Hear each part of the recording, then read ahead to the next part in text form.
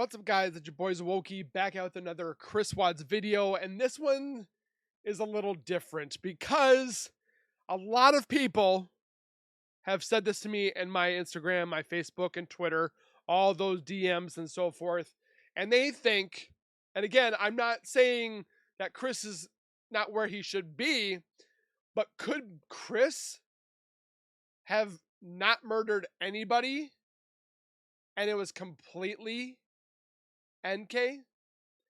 I don't know about you guys, but I'm just exposing the narrative, the rumor, and possibly a lie that Nicole is the one catalyst for all of the murders. Now, again, I want to say this. I am not I don't think this idea is factual. Obviously, we can't prove that it's factual because we don't know if NK did it or not. But there is a possibility that this could have happened. And we're going to watch this video from Timeless Mysteries, a YouTube channel that I definitely do enjoy watching.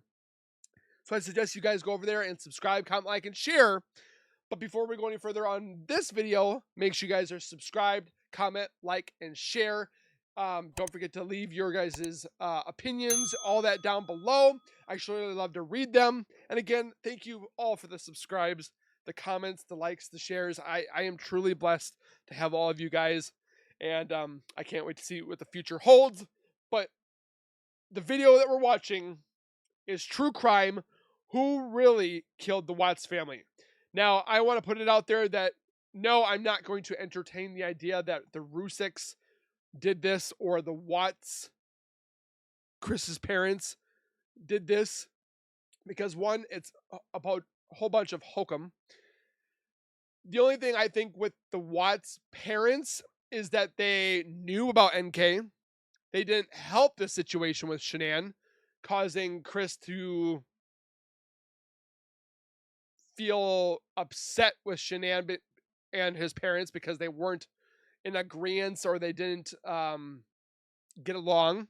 So that put some strain on it. But again, I am not saying that the Rusicks or the Watts parents had anything to do with the murder. Nor do I agree with the Watts family. But again, I can't sit there and say that I hate them because I don't. I don't even know who they are. Physically, emotionally, or not physically, but emotionally, mentally, I've never talked to them. So how would I know? But there is something afoot in this case that cannot be described, that can't be seen, because obviously we haven't been able to talk to NK. And that's why this case bugs everyone, is because the what ifs about NK that cannot be explained because they didn't even bother to ask. So let's get into this video and see what we can find out.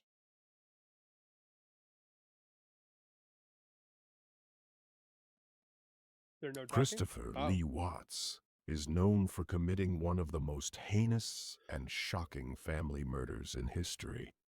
Join Timeless Mysteries as we delve into the night of the murders, the subsequent days leading up to his confession, Watts' early life. See, you didn't even see people dressed up like this to go claim the evidence. They just walk through the house. And the psychological underpinnings that could explain how someone could commit such a horrifying act. On the night of August 13, 2018, a gruesome and unthinkable crime unfolded in Frederick, Colorado. Shanannwatts, 34 years old and 15 weeks pregnant, returned home from a business trip at around 1:48 in the morning. She had been to Arizona for work and was looking forward to reuniting with her daughters, Bella, who was 4, and Celeste, who was 3, and her husband, Chris Watts. After arriving home, Shanann began to relax and get ready for bed, as she was undoubtedly exhausted. Chris, who had been having an affair with a coworker, Nicholkessinger, had decided that night to eliminate his family to start a new life. Shanann went to bed, unaware of the tragedy about to befall her and her young family, as she laid in her familiar bed and it was then that Chris attacked her. Chris strangled Shanann in their bed.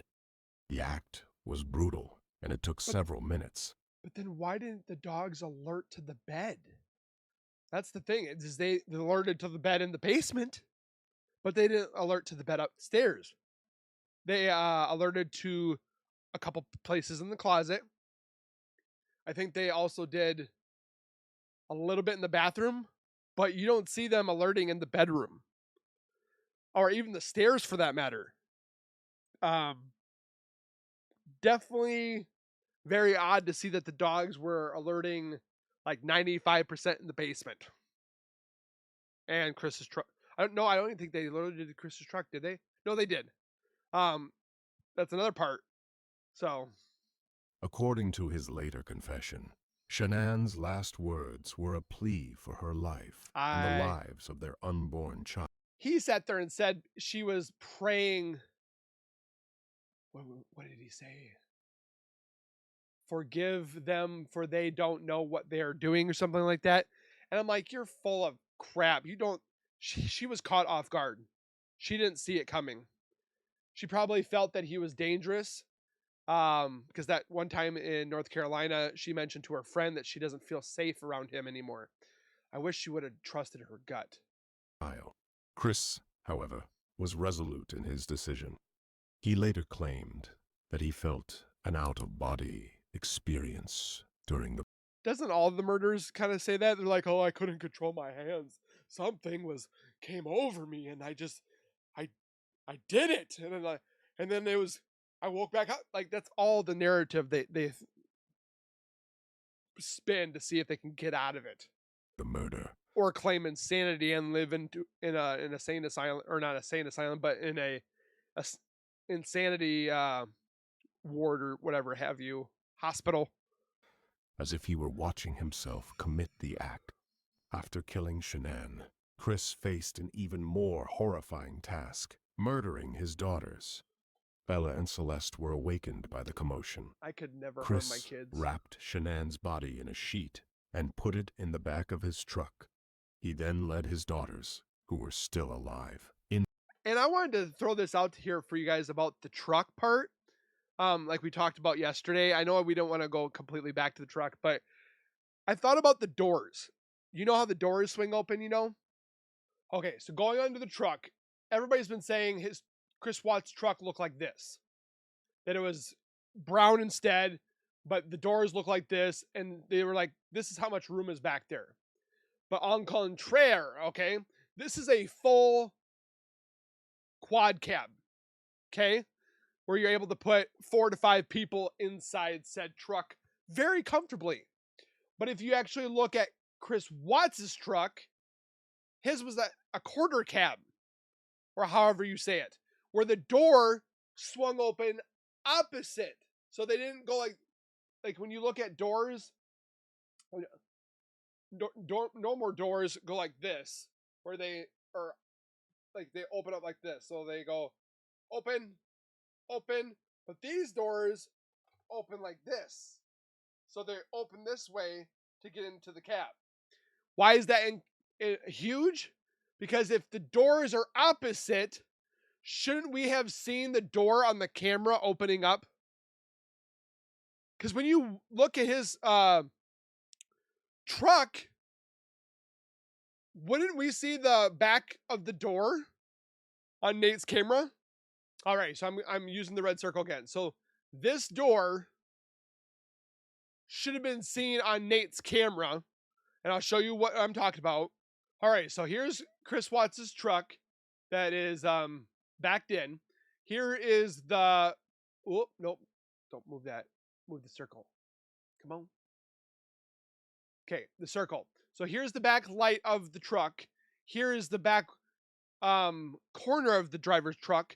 So if that door opened the opposite way like it's supposed to, we would have seen it right here. We would have seen the door opening. We never see that door being open. This door never opens up, because if you look at this image, the door would show right here. Let me get this circle again. Come on, grab the circle. There you go. So this is the back end of the driver's side. The light would have been right here.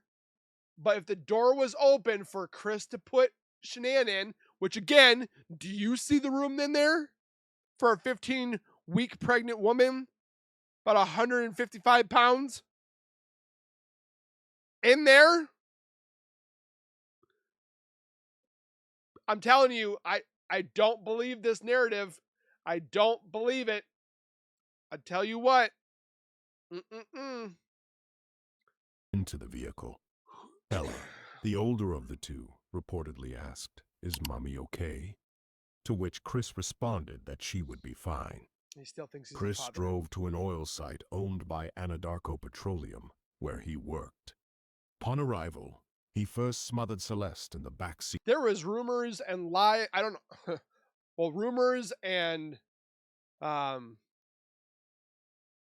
just rumors that Anadarko was trying to make this a insurance claim to destroy this and make it look like an accident with the fire explosion theory. And it's sickening to listen to that was possibly even an idea.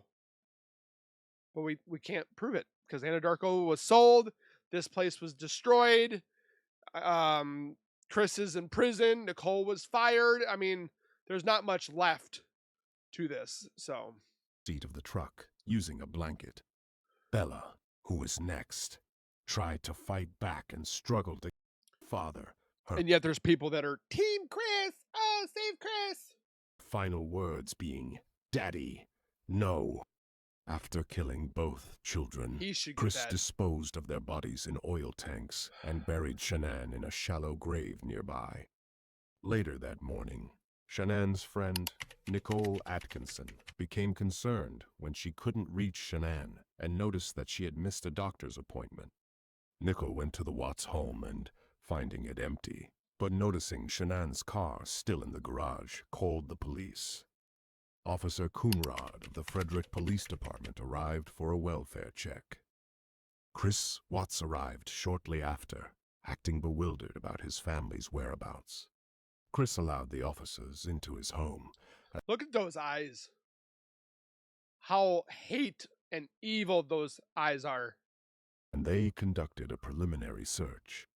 Shannon's personal items, such as her phone and purse, were still in the house, adding to the suspicion that she had not left willingly. Chris's behavior during this time was peculiar. He appeared anxious, but not genuinely distressed, which raised further suspicions. Never Over shed a the tear. next 2 days, Chris made several public appeals for the safe return of his family. He appeared on local news channels, pleading for any information about their whereabouts. These interviews showed him as a worried husband and father, but his demeanor was noted to be oddly detached and... Now that I'm thinking about it, did they ask the question in his interview for the polygraph, did you murder your kid or your family? Or was it, do you know the whereabouts of your family? Now I'm drawing a blank on that. Because I'm wondering in the whole conspiracy of this video, if who really killed the Watts family, if he knew where they were, lie, because he knows where they are, but if he didn't murder them, would that then have showed that he was telling the truth when the question was read that, did you murder your family? Now I'm going to have to go rewatch it to see if he says that or not. Hey, okay. Let me know if you guys remember. Unemotional, which caught the attention of both the public and the investigators. All over the world. On August 15, 2018, just 2 days after the murders, Chris Watts was asked to take a polygraph test. Tammy Lee, an investigator with the Colorado Bureau of Investigation, administered the test. Watts failed the polygraph, and his behavior during the test further aroused suspicion. Confronted with the test results and inconsistencies in his story, Chris began to show signs of cracking under pressure. Following the failed polygraph test, Chris was interviewed by investigators, including Tammy Lee and CBI agent Graham Coder. Or, you know, it's disturbing too. The picture of his family was sitting here while he was eating pizza. They pressed him on the inconsistencies and shared their belief that they already knew what had happened.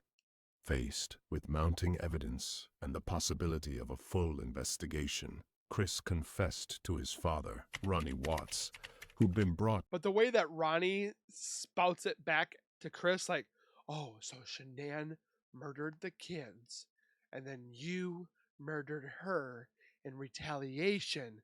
So it makes it look like you did this in self-defense, right, Chris? Like we rehearsed it? I can't say that for a certainty. It's just my opinion. And a lot of other people's opinions. Into the interrogation room to comfort him. Initially, Chris claimed that Shanann had strangled their daughters in a fit of rage after he told her he wanted a separation, and that he had killed her in retaliation. However, this story quickly fell apart under scrutiny, and Chris eventually confessed to all 3 murders, providing chilling details about how he carried out the killings. Chris Watts was born on May 16, 1985, in Fayetteville, North Carolina. He grew up in a seemingly typical household with his parents, Ronnie and Cindy Watts. He attended Pine Forest High School, where he was known to be a quiet and introverted student. He later attended NASCAR Technical Institute in Mooresville, North Carolina, where he developed his skills as a mechanic. In 2010, Chris met Shanann Catherine R. Zukek. The two quickly fell in love, and their relationship blossomed. They married on November 3, 2012, and soon started a family.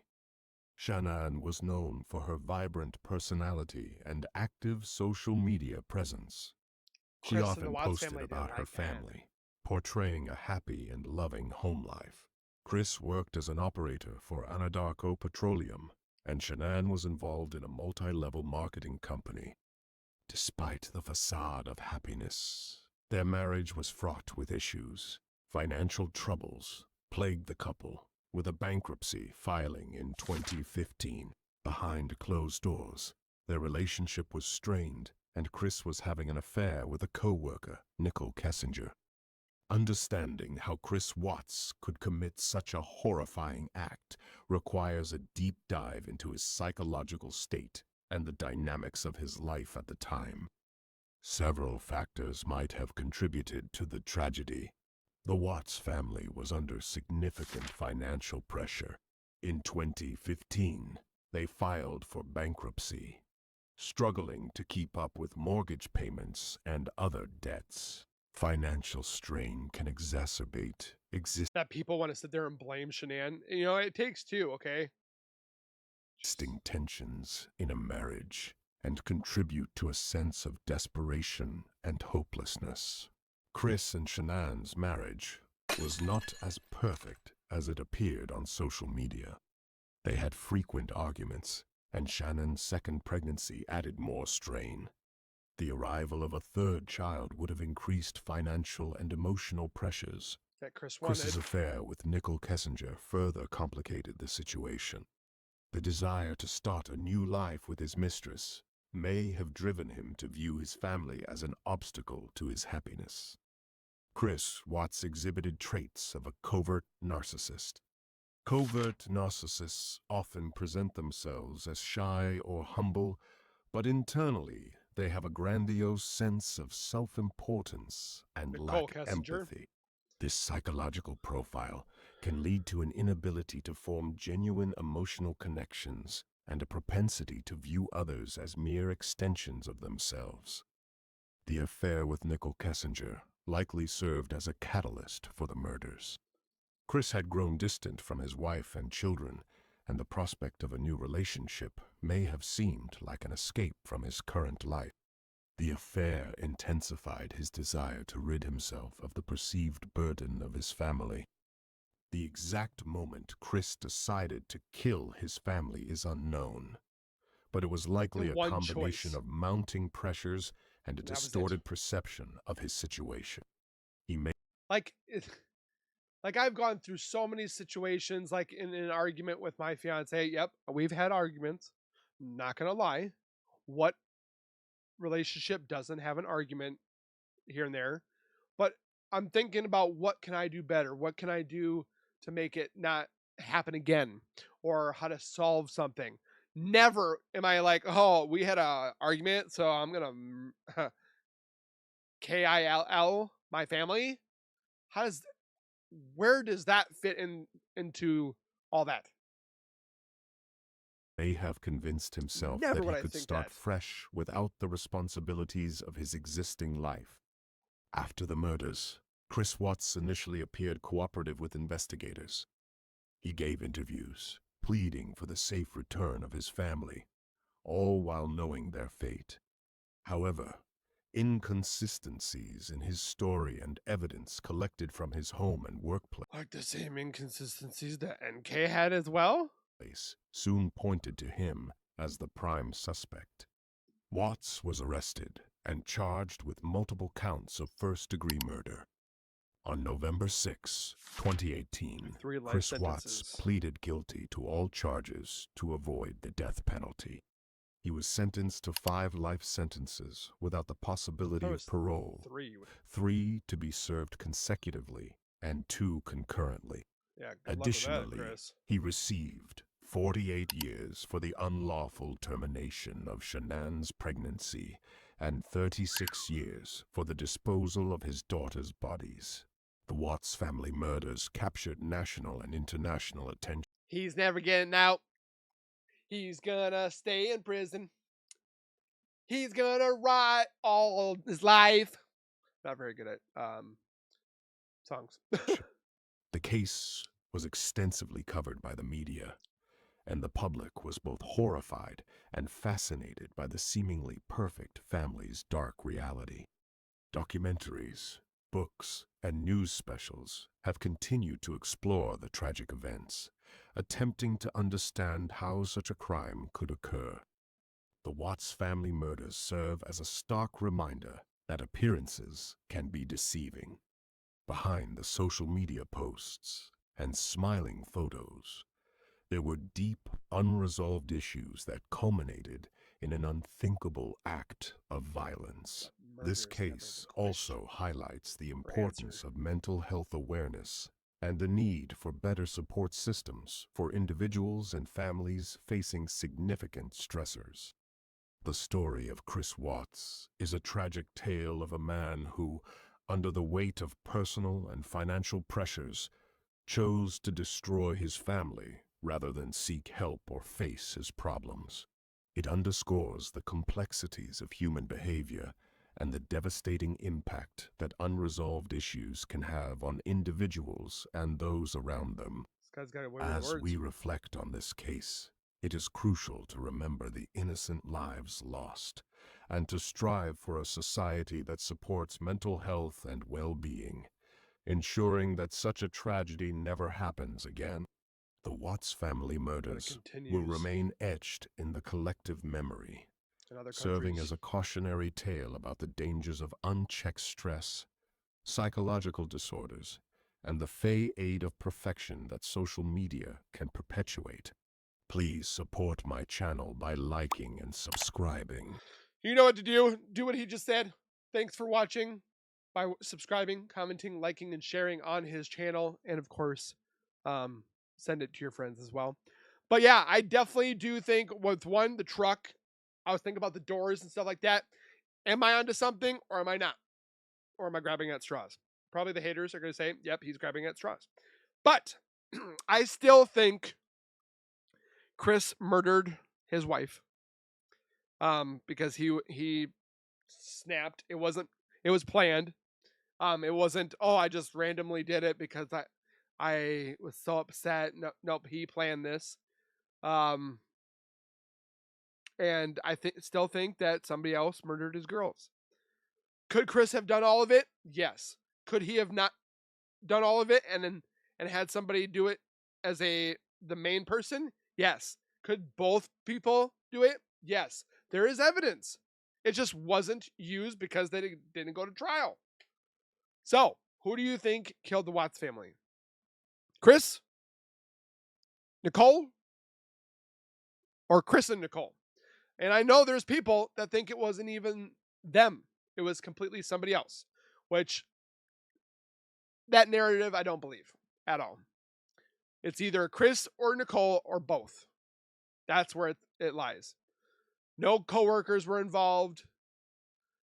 Uh, Jim, I don't feel was involved, but he knew of it. That's why they didn't want, or that's why Nicole didn't want him to be talked to. Leave Jim alone. Is because he might have caved, maybe. Again, all alleged, all my opinion, not fact. But add your opinions and comments down below. I thank you guys for being here. Please take care, be safe. As always, keep nerding on, and we will see you guys in the next video.